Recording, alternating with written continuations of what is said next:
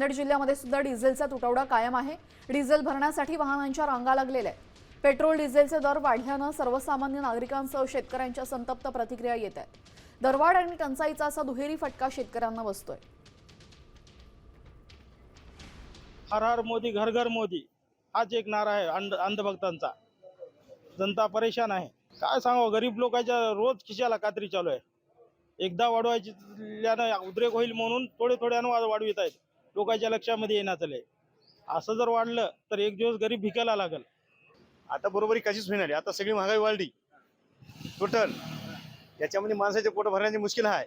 शेतीतल्या मालाला भाव नाही, सोयाबीनला भाव नाही, तेलाचे भाव कुठे गेले आणि डिझेलचे भाव बघा। पूर्ण सरकारचं जेवढं आहे तेवढं पूर्ण टोटल वाढून गेलं आणि शेतकऱ्याची पुरी लास आहे। शेतकऱ्याचं काहीच नाही, कुठंच शेतकऱ्याला वाली कोणीच नाही आणि सगळेच जगणार शेतकऱ्याच्या जीवावर। शेतकऱ्याचं माल नाही हे काय खाणार तर, आणि शेतकऱ्याला काय करतात, फालतूमध्ये करतात। असं पूर्ण टोटल आहे बघा याचं।